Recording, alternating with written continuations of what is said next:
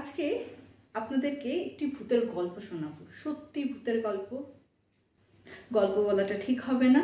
এটার ব্যাপারে যদি আপনারা জানতে ইচ্ছুক হয় গুগলে সার্চ করে আমি স্পেলিংটা ডেসক্রিপশনে লিখে দেবো। অ্যানা, এই সারনেমটা হলো ACKLUND, ঠিক আছে? অকল্যান্ডের ঘটনা আজকে বলবো। প্রচণ্ড একটা চর্চিত ঘটনা, এবং এটা সত্যতা যাচাই করতে হলে আপনাদের কিন্তু চলে যেতে হবে, গুগলে সার্চ করতে হবে। ইনফ্যাক্ট ভ্যাটিকান সিটিতে যে লাইব্রেরি আছে সেখানেও কিন্তু এইটার সত্যতার সাপেক্ষে অনেক প্রমাণ এবং নথিপত্র আপনারা পেয়ে যেতে পারেন। তো চলো শুরু করি। অ্যানা একটা বাচ্চা মেয়ে, যার জন্ম হয় 23 মার্চ 1882, মানে 1882 মানে খ্রিস্টাব্দে ওর জন্ম হয়। এবং ওর যখন বয়স মাত্র কি বলবো 12 বছর, ওর শরীরে বাসা বাঁধে 7টা ভূত। 32 বছর অবধি, 32 ইয়ার্স অবধি এই ডেমনিক যে পাওয়ারগুলি বা এনার্জি, এরা কিন্তু অ্যানার শরীরেই ছিল। ভয় লাগে না? ভাবতে অবাক লাগে কেন এই ছোট বাচ্চাটাকে ওরা টার্গেট করলো। আসুন জানি আমরা অ্যাকচুয়ালি কেন টার্গেট করেছিল অ্যানাকে। অ্যানার যখন বললামই 12 বছর বয়স, অ্যানার বাবা না খুব একটা মানে কি বলবো দুশ্চরিত্রর ব্যক্তি ছিলেন, দুশ্চরিত্রই বলা ভালো। এবং অ্যানার মা ছাড়াও ওর এক্সট্রা ম্যারিটাল অ্যাফেয়ার ছিল। অ্যানা ওই মহিলাকে আন্টি বলে ডাকতেন, নাম ছিল, এখানে আমি ছদ্মনাম, প্রত্যেকটা ছদ্মনাম ইউজ করব, ঠিক আছে? রিনা আর ম্যারি, ঠিক আছে? তো ম্যারির সঙ্গে ছিল, এবং এটা অ্যানা কখনো মানে জানতো, এবং অ্যানা এই জিনিসটাকে একদম অপছন্দ করত। আরেকটা কারণ হলো অ্যানার বাবা নিজের আত্মজাই তো বলবো, নিজের যে সন্তান অ্যানা, ওর সঙ্গে অবৈধ সম্পর্ক রাখার চেষ্টা করছিলেন। যখন অ্যানা এটাতে রাজি হলেন না, এটাতে উনি প্রচণ্ড ক্ষেপে যায় এবং অ্যানার উপর এরা কালো জাদু করা শুরু করে, অ্যানা বাবা এবং সেই মহিলা ম্যারি। এই কালো জাদু তো করেছিল, কিন্তু সেটার এফেক্ট যে এত বাজেভাবে অ্যানার উপর পড়বে সেটা কেউ হয়তো চিন্তাও করতে পারেনি। অ্যানা, যেহেতু ওরা বুঝতেই পারছো খ্রিশ্চান সম্প্রদায়ের ছিল, প্রতি সানডে ওরা হলিডে যেটা ওদের মতে চার্চে যেত এবং প্রেয়ার করত। কিন্তু আফটার এই ইনসিডেন্ট অ্যানাকে যখনই সেই চার্চে নিয়ে যেত না, ও পুরোপুরি পাগলের মতো বিহেভ করতো, ফাদারকে কামড়াতে চাইতো, ওখানে যারা প্রেয়ার করতো ওদেরকে কামড়াতে যেত এবং উন্মাদের মতো বিহেভ করতো। সবার একই প্রশ্ন, ভালো মেয়ে হঠাৎ এরকম কি করে হয়ে যেতে পারে? প্রচুর ডাক্তার দেখিয়েছে ওর মা, কিন্তু কিছুতেই কিছু হচ্ছে না।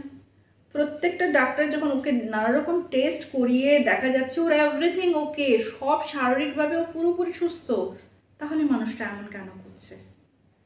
তো এরকম করতে করতে নাকি 3-4 বছর চলে যায়। তখন একজন মানে স্থানীয় বাসিন্দা এসে অ্যানার মাকে বলে যে তুমি একটা কাজ করো না, চার্চের সঙ্গে কনসাল্ট করো না, ওর যেগুলি সিমটমস দেখছি এগুলি তো আমি পজিশনের সিমটমস দেখছি, সো ওয়াই নট তুমি চার্চের সঙ্গে কনসাল্ট করো।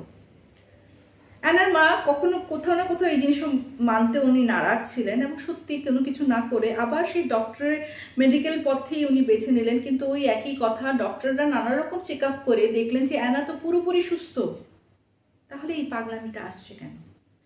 পরে এতদিন যাওয়ার পরে তখন না পেরে অ্যানার মা কিন্তু শরণাপন্ন হলেন চার্চে। থিও রিজাইনার ফাদার ছিলেন, এটা কিন্তু রিয়েল নাম, তোমরা যদি গুগল সার্চ করো দেখতে পারবে। তো ফাদারের শরণাপন্ন হলো, এবং ফাদার না যখন গেলেন, গিয়ে দেখেই বুঝে গেলেন এই কিন্তু পজেসড। খুব কষ্ট করে অ্যানার শরীর থেকে সেই সময়কার মতো ইভিল স্পিরিটদেরকে বার করলেন এবং ওর মাকে হিদায়াত দিলেন, বললেন যে ইনফ্যাক্ট বাইবেলও নাকি লেখা আছে, এই যে আমি যে এই ওদেরকে ওর শরীর থেকে সরিয়ে দিয়েছি, ওরা যদি ব্যাক করে ওরা কিন্তু দ্বিগুণ পাওয়ারফুল হয়ে ব্যাক করবে এবং সঙ্গে আরও অনেক সোলকে নিয়ে একসঙ্গে অ্যাটাক করবে। ঠিক আছে, বুঝি, আমি ধ্যান রাখবো। তো জানো তো, হার্ডলি 1 বছরও হয়তো ভালো করে যেতে পারেনি, ও আবার ওই রকম শুরু করলো।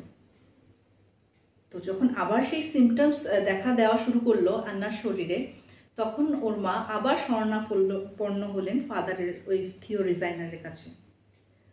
তো তখন থিও রিজাইনার ওনার বাদবাকি চার্চের স্টাফের সঙ্গে কনসাল্ট করলেন। তো তখন ওনার এক বন্ধু বললেন এইবার উনি যাবেন। উনি এসে যখন অ্যানাকে দেখলেন, মানে তখন থিও রিজাইনার এবং ওনার সেই চার্চের যে ফেলো কলিগই বলা চলে, উনি আসলেন। তো উনি গিয়ে দেখলেন যে এই অবস্থা। তো বলছে যে এবার তুই না ফ্রান্সিসের সিস্টারকে নিয়ে এক্সোসিজম কর।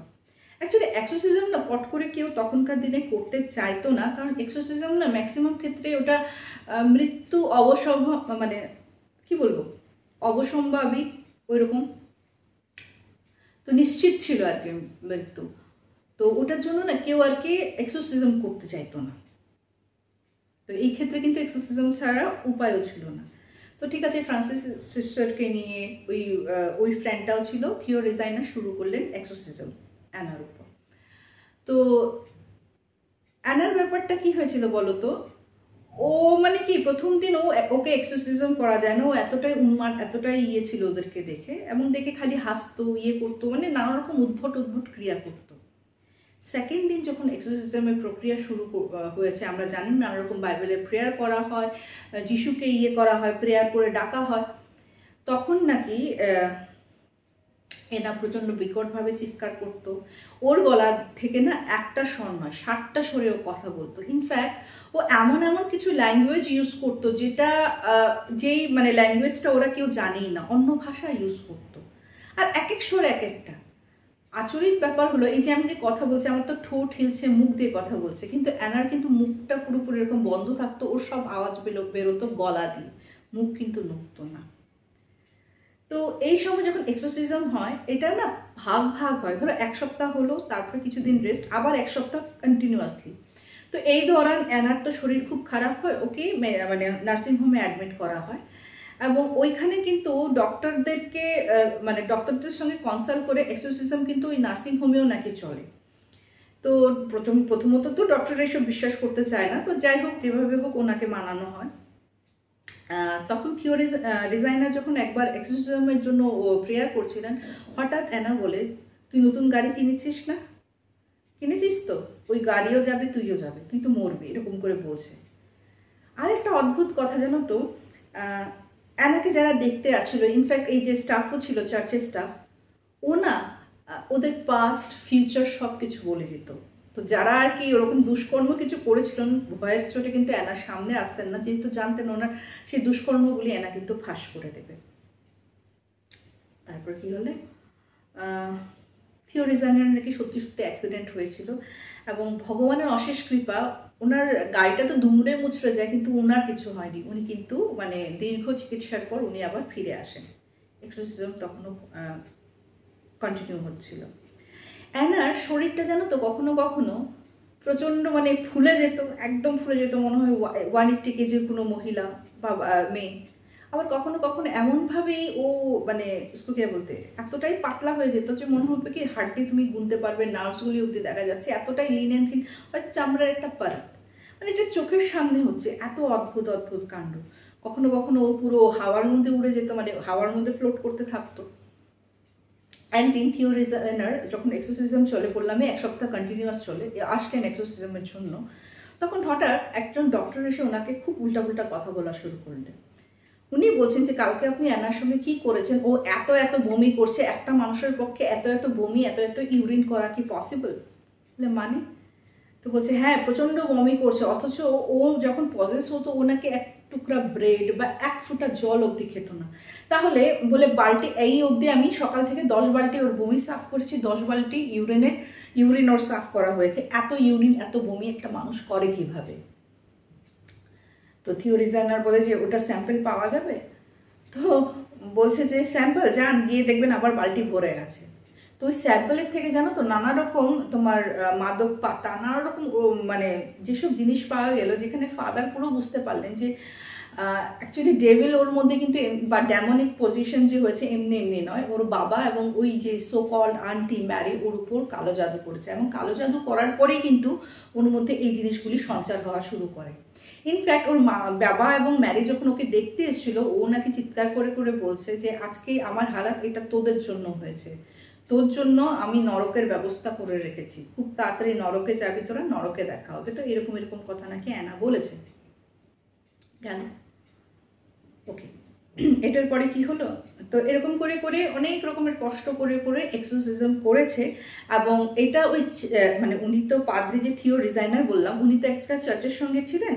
তো ওই চার্চ বলেছিল তুমি ডিউরিং এক্সোসিজমের দৌরান যা যা রিচুয়ালস করেছো, ওর মধ্যে কি কি বদলাও এসেছে সব কিছু কিন্তু তোমার রিটার্ন রাখতে হবে। তো ওই জন্য উনি পুরো ডিটেলসে লিখেছিলেন। ইনফ্যাক্ট দ্যাট আমি বললাম না ডিফারেন্ট একটা ল্যাঙ্গুয়েজ, তো ওই ল্যাঙ্গুয়েজের ওয়ার্ডগুলিও উনি লেখার চেষ্টা করেছিলেন, এবং সেই তথ্য এভরিথিং তোমরা পেয়ে যাবে ভ্যাটিকানের সেই লাইব্রেরিতে।